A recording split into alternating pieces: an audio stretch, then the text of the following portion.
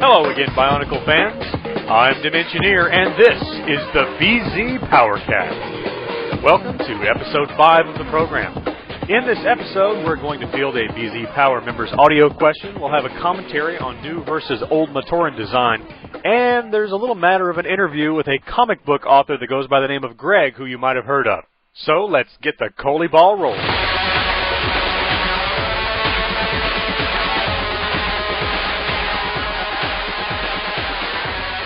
I'm going to start the program off this time with what is really my favorite part of the BZPowerCast, and one of the main reasons that I wanted to start an audio program in the first place, and that is the chance to put a voice with a name. I like to encourage all of our BZPower members to look over next to your computer, underneath all those old CDs and broken joysticks. Somewhere under there, there's a dusty microphone. Stack the CDs up, throw away the broken joysticks, plug that microphone in, blow the dust off, and get some use out of it. Send an audio question into the BZPowerCast, and you can be on the next program. For this episode, though, we do have one audio question from a BZPower member, and that member is Shadow Call. Hello, Dimensioneer. This is the Shadow Call. I have a question for the PowerCast. Would you be willing to accept editorials from other members on specific Bionicle products? Thank you. Thanks for that question, Shadow Call. And the answer, the short answer at least, is yes, absolutely yes. The long answer is yes, with a caveat. I try to use every single audio submission that's sent in to me for the BZPowerCast. The only submissions that I really don't use are the ones that, by the time I get around to producing the PowerCast, the question is so out of date that the answer is obvious. Other than that, if there's something that you feel strongly about or want others to know about in reference to Bionicle or BZPower in general, then by all means, break out that dusty microphone and record it and send it in, and I will do my very best to use it. Because as I mentioned, this is one of my favorite parts of the BZPowerCast. I really enjoy putting a voice with a name. And for me, hearing that human voice instead of just seeing the typed words really enriches the community and makes me enjoy it all the more. And I think it does for the listeners and the readers of BZPower too. So if you've got something to talk about, absolutely. As Shadow Call said, record it and send it in, and we'll get it on the show. Moving right along with the program, without a doubt now the centerpiece of this BZPowerCast is me talking. No, wake up, John. Back from my dream. In reality, the centerpiece of this PowerCast is definitely going to be this next segment I'm going to present for you. We have had audio interviews on the program in the past. We once had Mike Edwards, founder of Kanoe Power, here on the show. But this episode marks the first time that we've had an audio interview with an actual architect of the Bionicle lore and story, not to mention a BZPower celebrity in his own right. And so it is my distinct pleasure to introduce LEGO Bionicle story team member, Bionicle comic book writer, author of 2 upcoming Bionicle books for Scholastic Press, and I can personally vouch one heck of a nice guy to talk to. You may know him as Greg F., Mr. Greg Farsty, on the BZPowerCast interview.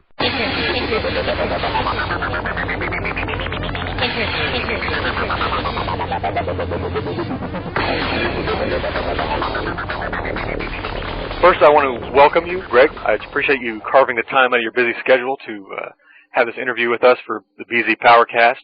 I know all of our members are going to be very excited to hear from you and what you have to say. I want to start off, though. I know that you had a long and storied career before you ever came into Bionicle. You worked at West End Games in the early to mid-'90s on role-playing games, spanning everything from big-name franchises like Star Wars, Men in Black, Indiana Jones, and original universes like Shatterzone, Blood Shadows, and Space Gods. So tell me about your life and your career before you came to Bionicle. Okay, well, I graduated in 1987 with a bachelor's in communications.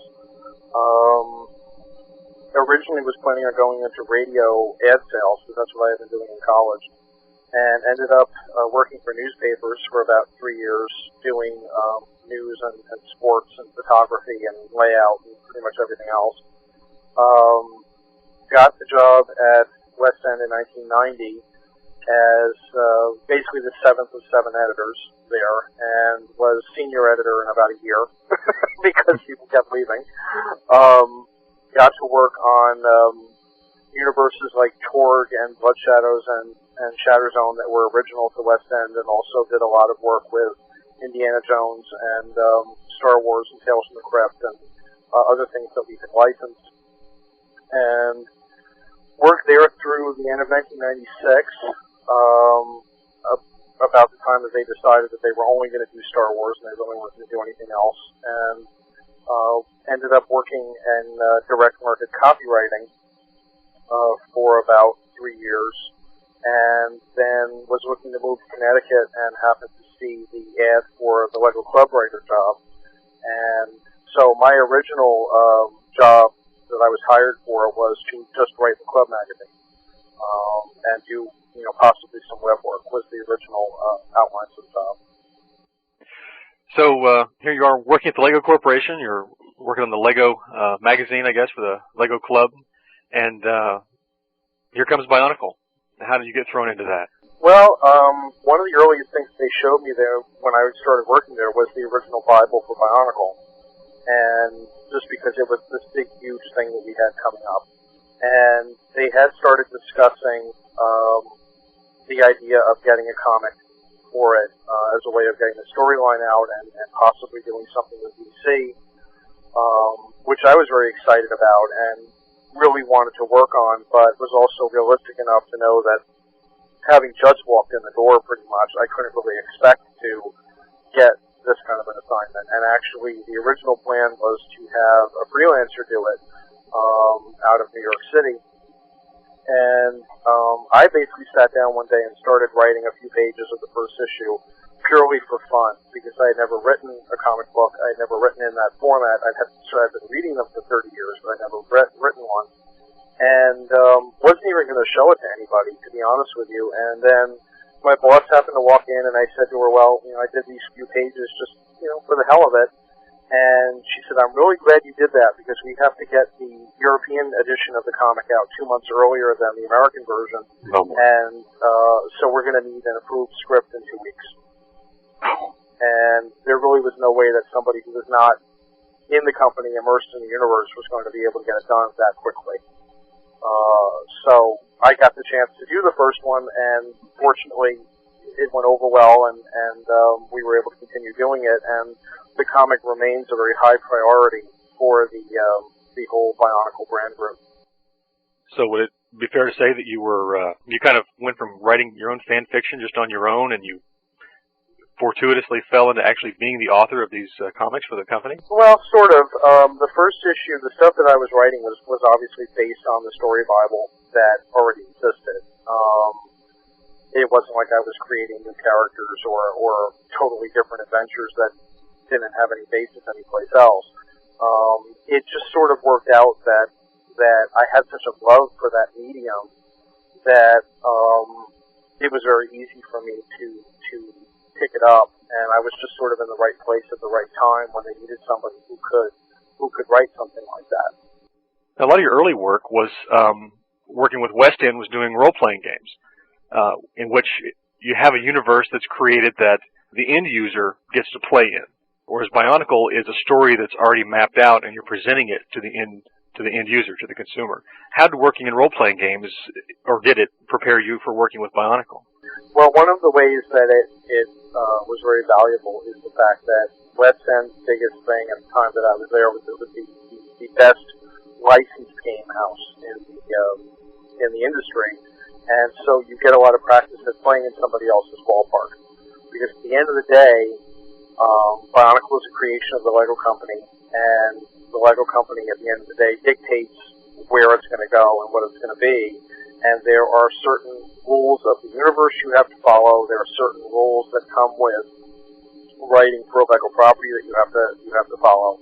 And having experience writing for Lucasfilm and writing for the Tales from the Crypt people gave me a lot of valuable experience in doing that. The other thing that I think comes into play is that the heart of Bionicle is the secrets and the mystery and the questions and the side things you don't see. And so in trying to convey the main storyline, we also try to leave a lot of doors open for kids to go off and play their own adventures with the characters, not necessarily have to go buy them and then go play exactly the story that we're telling them. And we know for a fact that there are kids who have created entirely different universes with their characters and are playing those out with them. And that's fine. You know, that's part of the fun of the whole thing, is making up your own stories. Sure. Now, your writing is, as you'd mentioned, it's largely dictated by the Bionicle storyline and your Bionicle Bible. How's it been writing for Bionicle, where so much of this arc is mandated upon you for a creative guy who is used to writing his own stories? Well, I have a lot of experience at writing for pre-existing universes. And essentially what my job is to take the overall story arc, which we're given, and find a way to turn it into a 3 or 4 issue comic storyline that's going to hit all the high points, convey what it needs to convey, and still be very involving and work as a story. When you're writing a story Bible, it's very much like writing a role-playing game source book. You're giving descriptions of the characters, and you're giving, you know, an overall plot of what's going to go on, but you're really not worrying as much about the details of it. And there are always going to be details of execution that are going to come up. For example, we were looking at, you know, this was a very unique year because of the movie coming out. And we knew that, you know, starting in July, we needed to start showing aspects of the movie characters like the Rakshi. And so the question came up, okay, well, what story do we tell in the comic books and on the web that's not going to be the exact same as the movie story, but we can still get these characters into it? And so we spent a lot of time in the story team meeting last October discussing that, and also discussing how do we do a transition then to 2004. And so it was sort of left up to me with the comic book of, okay, how are you going to do this? And what I ended up choosing to do was telling a story that took place after the beginning of the movie, that takes place during the movie, but isn't the movie story. And of course, you know, everything I do gets approved by the story team before it goes out. So had they had a problem with it, they would have caught it. But it was really left up to me. How did I want to try to execute this? And that's where it really is a creative thing. And it doesn't matter that someone else came up with the universe, because you have the opportunity to figure out how to make it work and how to make a little piece of it yours. And you have a role to play in communicating the universe. That's very important. So I don't really have a problem with the fact that it's mandated by someone else, because the people who are mandating it are enormously creative too. I'm sure that helps. I've noticed that dialogue in all the Bionicle comics is decidedly stoic, melodramatic. Was that your choice? Not really. Whose choice was it, and why, if you know? It was essentially dictated by the tone of the story. The story going in is meant to be like an epic. It's meant to be like classic mythology. Kind of the Odyssey on Matanui? Yeah. Essentially, that's the sort of story we're trying to tell. And while you can have a certain amount of colloquialism in there, you're dealing with characters that are larger than life. You're dealing with characters that are heroes, and even the Matoran are larger than life to a certain extent. So you have to kind of keep this tone. And the other thing is that they're continually in a situation where they're struggling for the very survival of their island and their entire culture. And so you're dealing with very serious, dramatic issues. And probably the biggest thing I have to keep an eye on when I write, and the thing that the story team catches me on sometimes, is that it's very easy for me to drift away from that tone sometimes. And it really does need to be maintained for the sake of consistency. The Bionicle universe and the online community for Bionicle is very rich and diverse. Have you ever been involved in a project that you're working on or writing for where you've had so much of an internet fan base and so much almost instantaneous feedback on the work that you do? Nothing on this scale. The first role-playing game that I worked on when I was at West End was Tor, which was a big, involving, grandiose, epic storyline, and very story-based. And we did have a fairly devoted online community for it, but nothing that was on the scale of Bionicle. Bionicle was just so much bigger.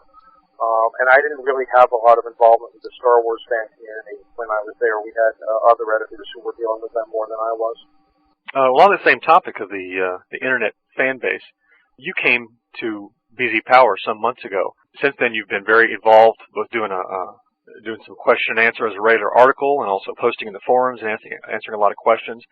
Did coming to the online community, did you do that as a facet of your job? Were you asked to do that? Did you do it on your own free time? How did that come about? I did it on my own, actually. I had been visiting BZPower just to read it for a while, and just keeping an eye on some of the other fan bases. And I saw a lot of questions that were good questions that I had answers to that I could provide, and I also saw a lot of misinformation flying around that I wanted to make sure was corrected. And so it just seemed like a natural thing to be able to do to get involved with it. And then later on, I was asked to sort of officially start answering questions in a topic. And at this point, I'm averaging probably about 20 to 25 private messages a day. Wow. Maybe a little bit more on weekends. With usually anywhere between 3 and 5 questions to a PM. Unfortunately, since so many of the questions have to do with movie plot, I can't answer them. I spend a lot of time writing. I can't answer that. You have a macro set up so you can say, sorry, I can't really answer. Should. Well, by making yourself accessible, I mean, it's no secret to you, I'm sure, that you've become, a BZPower celebrity. All the good and the bad that I'm sure probably comes with that. What's that like for you? Both professionally and creatively and personally, and how are you dealing with it? How is it for you? Well, I can't really say if there's a bad side to it. One of the advantages of it for me is the fact that in writing the comic, I get to see an immediate reaction of whether they like it or not, what they want to see, what they don't want to see, what aspects of it excite them, so I can kind of try to do some of that a little bit more. I've been able to go back to the Bionicle story team, the Bionicle brand team, and say, hey, this is something that the kids really love, or this is something that they can't stand, or this is why maybe we should look at doing this because it's something that obviously would go over well. It's a place that I can sort of float trial balloons if we're thinking about doing particular kinds of books or particular kinds of other kinds of things for Bionicle. I can ask the kids, okay, well, what do you think about this? Do you have a specific example that you can think of that was influenced directly by the BZPower community? Well, certainly the use of the Bahi in the comic, The Mask of Time, was something that was really came from being on BZPower. We had originally done that as a giveaway at Walgreens, and it was the only place it was ever available. It had never been in the storyline, and it wasn't really slated to be in the storyline. And because of the fact that we had a lot of freedom with the Barak Hall story to do whatever we wanted to do, I just decided from seeing so many kids ask about it, maybe we should put it in there. Maybe we should show them what it does. And the upshot of that is that, now we're giving them away to the Proto Squad. And I have heard rumors, at least, that it may show up again in the storyline somewhere down the line now. Whether it actually will or not, I don't know, because it's very preliminary, but I have at least been asked about it. That was something that definitely came from them. The other thing that in the future that might come is that we had a meeting with DC Comics a few weeks ago. Quite a few different projects were discussed, and I will probably at some point be asking the BZPower fan base, what would you think of this? Would this be something you'd be interested in seeing? And then I can go back to them and go, well, yeah, the fans on BZ are really psyched about this. They really think it would be a great idea, and that might help get one of those projects moving. Okay, well, speaking of the storyline committee, you had mentioned earlier that you're actually now went from being a writer to being on the storyline committee. Is that right? Yes, yeah, I am a member of the story team now. How much influence do you have on the storyline? Are you on the team, but you're a writer who they talk to and get input, or are you more directly involved in the story? How much are you involved there? Well, generally the overall story arc has been determined at a higher level than I am by Bob Thompson, who's the head of character and story development for the Lego Company, and some of the other really high-level people. So that's usually in a state where it can be presented to us, and then our job is to flesh out the details, figure out transitions, figure out the best way to deliver the story, and it's something that Leah Weston, who's the web producer, and I probably are the most involved with, because she has to find a way to present it on the web, I have to find a way to present it in the comics, and if there's something in the storyline that is going to be really problematic to do in a comic book, or just can't be handled the way that maybe we initially thought it was handled, that's something that we have to talk about quite a bit. So we spent a lot of time in October discussing that sort of thing, and we've been doing conference calls about 2004 roughly every few weeks. Because in this business, you have to nail down very early who are the characters, what are the characters, what's their role, because that all has to be known for marketing purposes very early on. Mm-hmm. The other role that I have, basically there are two roles that I have, is one is that I'm supposed to take the story Bibles and convert them into a document that we can then share with licensees and not have to worry that they're going to release information that we don't want the public to know about yet. It's okay for us to have that in the Bible because we know what not to say, but when you're dealing with an outside company, they have no way of knowing that. So we need to basically turn it into a working document, and that's one of the things I was supposed to do. The other thing that I do is other areas of the Lego Company in the Americas, like consumer affairs, sales, other places like that. If they have universe questions, they end up coming to me with them. Because everybody else that's heavily involved in Bionicle from a story standpoint are all based in Europe. So I've sort of become the de facto person in the U.S. that they can come to with questions. And if I don't know the answers, I know who to go and get them from. Sure. As a member of the storyline committee, are you then involved deeply in the other media incarnations, like the movie and the video games and other things like that? Not really. With the upcoming video game, I did get a chance to look at the script, ask some questions, make sure the dialogue sounded accurate to what it's going to sound like in the movie and what it sounded like elsewhere. The movie I really was not involved with at all. That was really more Bob Thompson's project.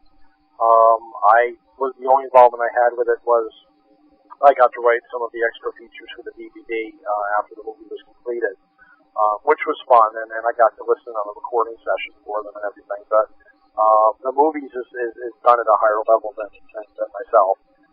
And I do get to do some stuff for the web, and I'm doing some stuff for the Mask of Light website as well.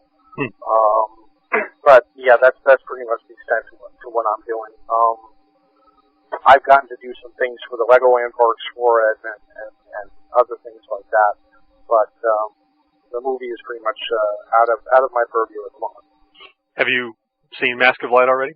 Yes, I have. I did see a cut of it that did not have the sound effects or the music tracking yet. What are your first impressions? Well, my first impression really was that I thought that everybody involved with it did an amazing job considering the enormity of the task that they had. I thought the Roxy looked amazing. I felt that it had a lot more action than I expected it to have, and it took. I mean, I'm sure for everybody, it's going to take a little bit to get adjusted to the new look of the Toa, to get adjusted to the fact that they're speaking, and so you have to sort of substitute their voices for maybe what you always pictured in your head their voices would be. Right. But that happens with any movie, any movie based on a book or any other property. You have that. But I just felt the animation was amazing, and the whole thing was just incredibly well done. They had an enormously talented team of people working on it, both from Lego and from Creative Capers and the other people involved with it. And I think that the fans are going to be very happy with it, and I think they're going to be blown away by the ending. Going back a second, something I wanted to touch on. We'd mentioned about the online involvement.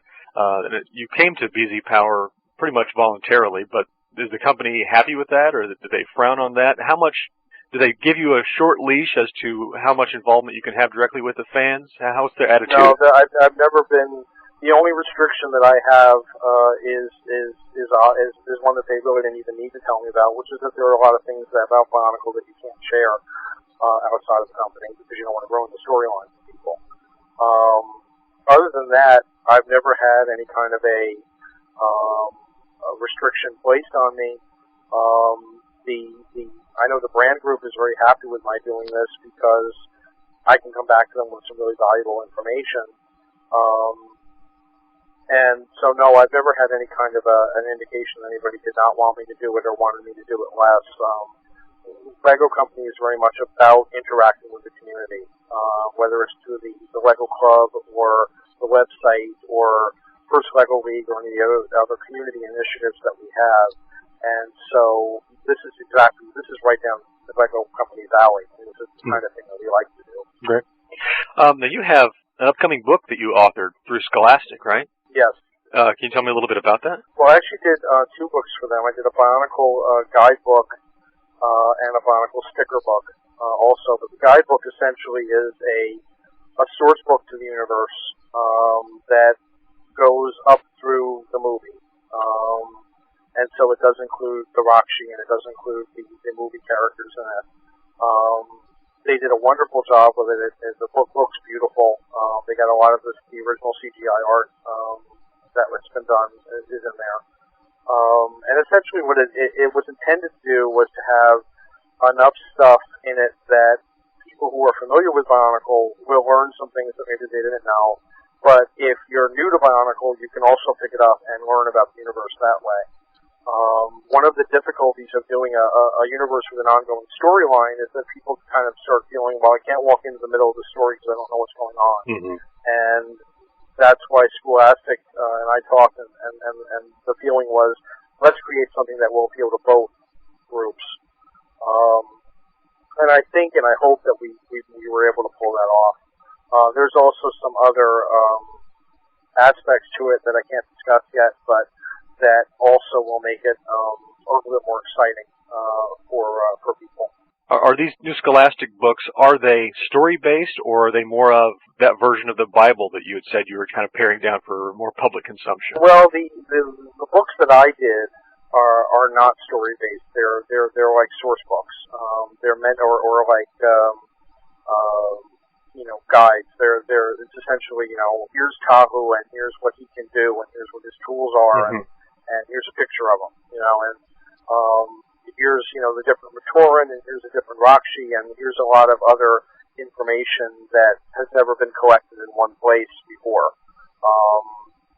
The novels that Scholastic is doing are obviously story-based, and the ones that I know about for this year start with the very beginning of the storyline, when the Toa arrive on Motunui, and then they run through the Borak Hall storyline, and then they're doing a movie adaptation novel as well. Look forward to those.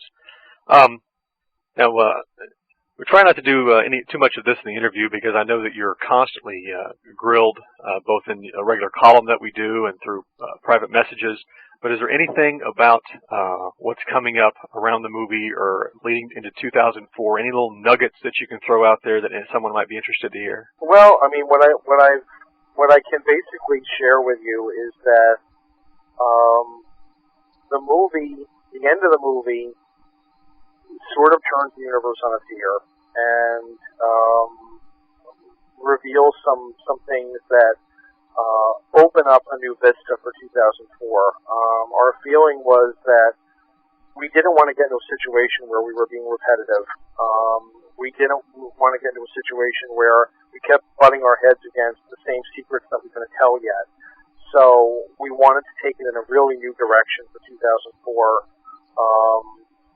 Get away from the Toa fight big bad guy and go underground to defeat it storyline, which there was a reason we were doing that, and you're probably going to understand that more after the movie's over with, but we wanted to try something new, to go in a different direction with it, to start fleshing out some of the background of some of these characters, to answer some of the questions about where the Matoran came from, and where the Turaga came from, and some background of their culture that I think helps to explain why things are set up on the island the way that they are. And that's really where we're looking to go is, we've established the universe, we've established the conflicts, now we can go back a little bit and go, okay, well, who are these people? And why are they here? And how did they get here? And, just to sort of get a background for where their values came from, and just taking it in a little bit different direction. It's energizing for us. I think it's going to be energizing for the fan base to do that, and it's a very natural outgrowth of the way the movie ends. All right. Well, before I wrap everything up, let me just first give you, here is Greg's personal soapbox. Is there anything in general that you'd like to share with the listeners of BZPowerCast and the members of BZPower that you haven't had a chance to say, or more difficult to say in typed than it is spoken? Well, the only thing I think that I would want to share with them is that I have been enormously impressed, and I know that everybody else at the company that has seen BZ has been impressed with how intelligent, how informed, and how devoted the fan base is. It really makes it a joy to go on there and to answer the questions. I get a lot of kids PMing me going, "Oh, aren't you sick of talking to us yet?" And I'm not. I mean, it's really the highlight of my day is to go on there and answer questions, because I'm always interested to see what they come up with. A lot of times I see things that I never thought of, and I'm like, that's a really good question, because I don't know the answer. And I think that they're very sharp, and you can't get anything past them. And I think it helps keep all of us who are involved in creating the storyline honest. When you realize you can't get away with, not explaining things, and you can't get away with just doing something because you feel like doing it. You have to come up with a reason for it, because they're going to want to know what the reason is. Sure. All right. Well, Greg, thanks again for taking the time to appear on BZPowerCast. No problem. Thank you. Thanks again to Greg for taking the time to appear on the show. That was Greg Farshtey on the BZPowerCast audio interview.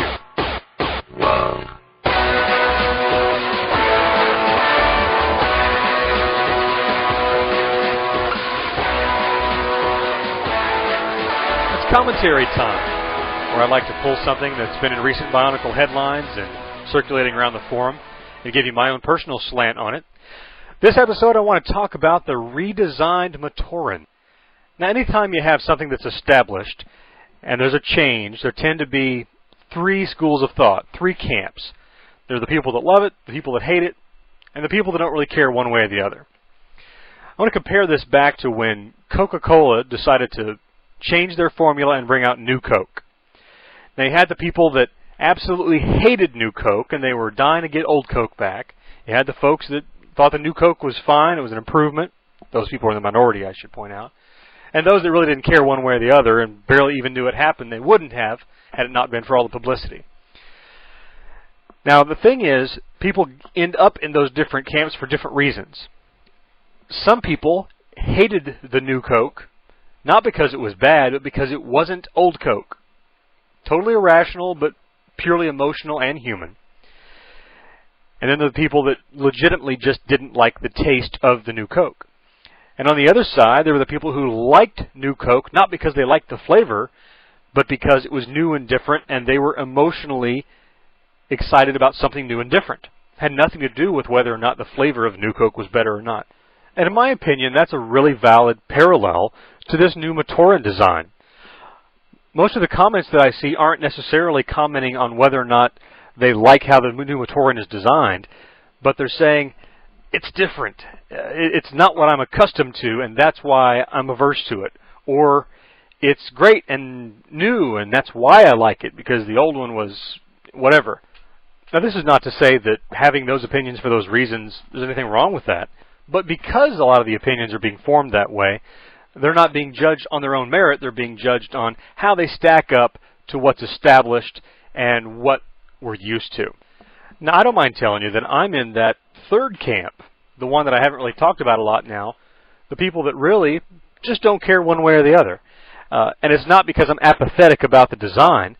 It's really that I can see the benefits of both designs, and just because there's a new one released doesn't mean we have to forget about the old one, so it's not that big of a deal to me.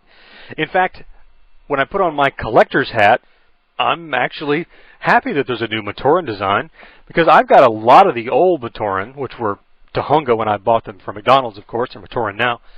And because I have them in my collection, and you can't really get them anymore, that means that my collection is worth that much more. Not just financially, but in collector mental terms, it's worth more to me because I have something that's now out of print, no longer available.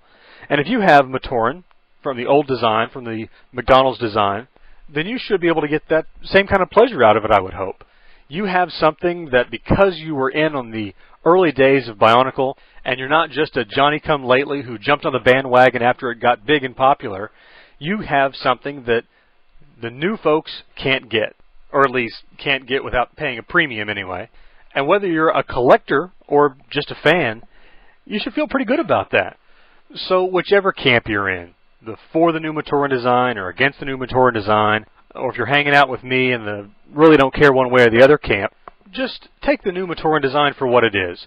It's part of the evolution of the Bionicle line. And if you've been in the Bionicle game long enough to have gotten familiar with the old Matoran, well, you can count yourself as lucky for being an early adopter. And if you're new to Bionicle, you probably don't even remember the old Matoran anyway because they haven't been available except for in the boxer set. So you'll probably take to the new design right away.